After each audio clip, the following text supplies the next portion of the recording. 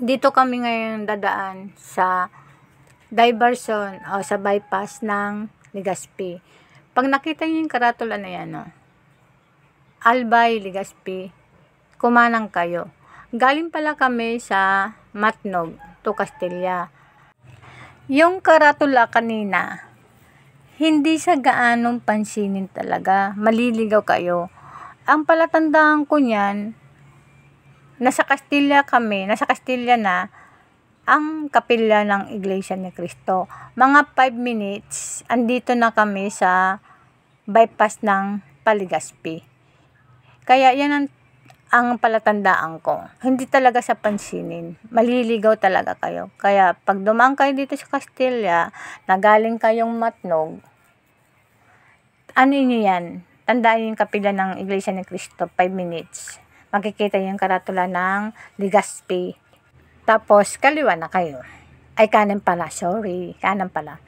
Ngayon, dati kasi hindi namin talaga alam ang daanan na to, yung bypass na to. Nalaman namin to sa mga estudyante na nakasingle, nakamotor sila. Sabi ko sa asawa ko, sundan mo yung mga estudyante na yan, baka mag-bypass sila. Kasi mga estudyante yan eh. Sabi ko, siyempre kailangan ng estudyante na may shortcut ba para hindi malay sa sa school. Di sunundan na nga namin. Tapos nakita ko yung karatula na to.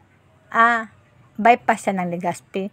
Pero hindi pa namin alam kung gaanong oras o haba ang gugugulin namin dito sa dadaanan namin. Kasi doon sa kabila, halos 2 oras ang ginugol namin bago kami nakarating sa Daraga. Nang nalaman namin yung kalsada na to, ang laki na save namin ng oras. May isang oras lang yung nagawa namin sa pagbiyahe namin dito na hanggang Daraga. Ang tagos talaga nito ay Legazpi, pero ang labas, Daraga, palengke ng Daraga. Ganong kaigsi yung oras na nagugol namin dito sa kabila. Saka guys, masarap talagang dumaan dito. Pag mahdan nyo yung mga puno, kaliwa kanan, malilim siya, presko. Malalanghap mo yung simoy ng hangin na fresh talaga. Hindi katulad dun sa highway, dahil siguro sa lawak ng kalsada, hindi mo maramdaman yung hangin dahil nga malawak ang kalsada. May mga puno nga naman doon, kaso malawak nga yung kalsada eh. Ang mararamdaman mo, sobrang init. Lalo-lalo na sa panahon ng tag-init. Kaya dito kayo dumaan sa bypass na to, na Legazpi. Guys, pagmasdan nyo yung kalsada. 'Di ba halos wala kami nakakasalubong mga sasakyan? Ang ibig sabihin, iilan lang talaga ang nakakaalam sa bypass na to. Kaya sa pagbibiyahe namin, sobrang iksi yung nagugol namin ng oras dito. Hindi katulad din sa kabila. Talaga, grabe talaga.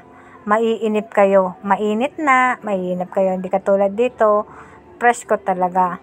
Presko na, maiksi pa yung oras ng gugugulin ninyo at hindi kayo maiinip dahil ang gaganda ng mga tanawin na madadaanan ninyo. Kailangan talaga natin ng bypass o maiksing oras, lalong-lalo na sa katulad natin na long ride.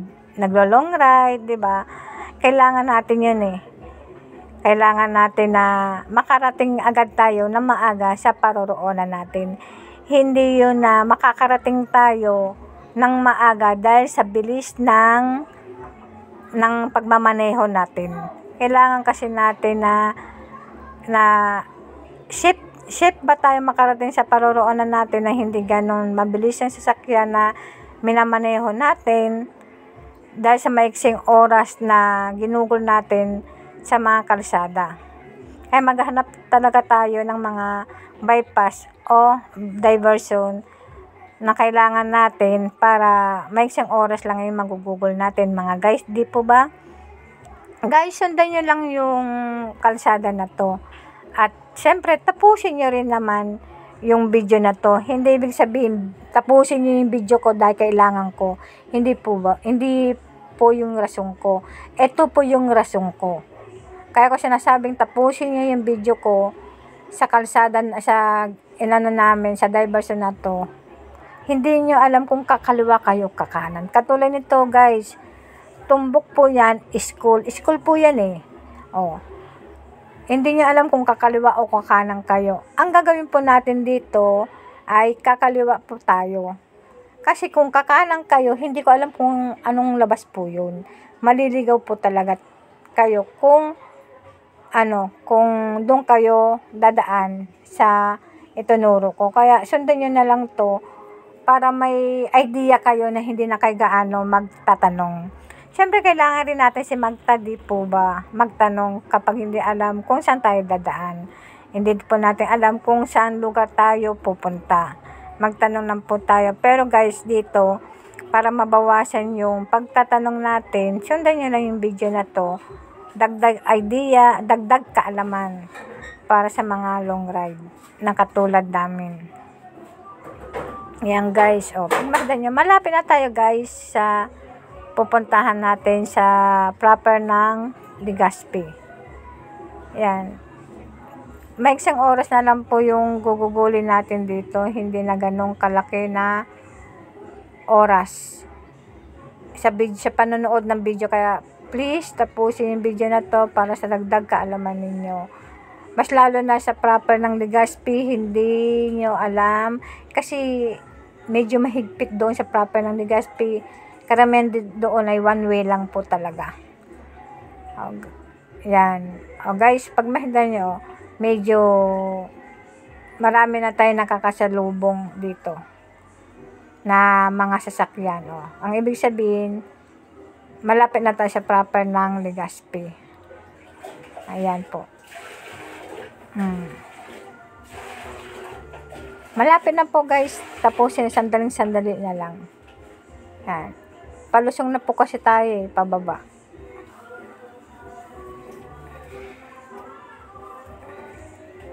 Yan. Konti na lang po mga guys. Andun na po tayo sa proper ng Legazpi.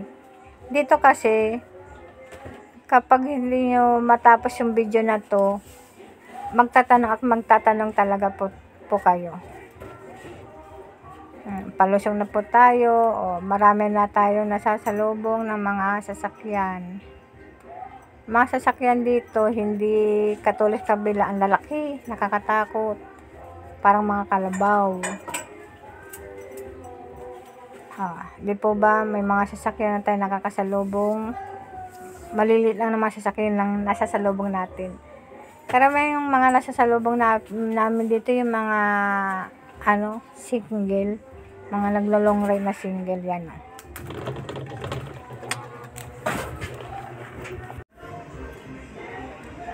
Sundan nyo lang yung kalsada na to guys.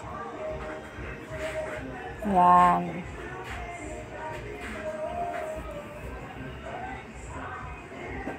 Malapit na tayo sa Legazpi. Yan na po. Sa pagbaba kasi na to, na po talaga to, proper na ng Legazpi.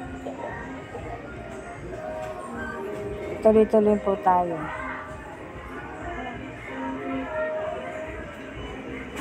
Nandito na po tayo sa baba.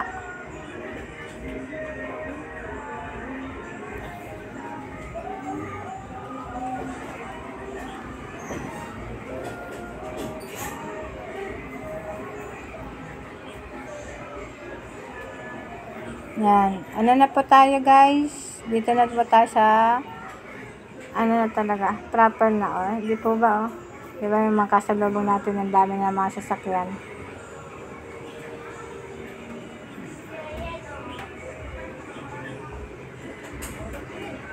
Ayan, yun nakikita yung tumbok na yan, ng arko na yan, simbahan yan ng Legazpi. Diyan po kayo. Kaya sinasabi ko yung tapusin yung video na to, dito kakaliwa o kakanan na naman kayo, dito po kayo ulit sa kaliwa po tayo dito guys. Tapos ang paglabas nito, Daraga na guys doon tayo lalabas sa palengke ng Daraga. Palengke ng Daraga po tayo. Yan.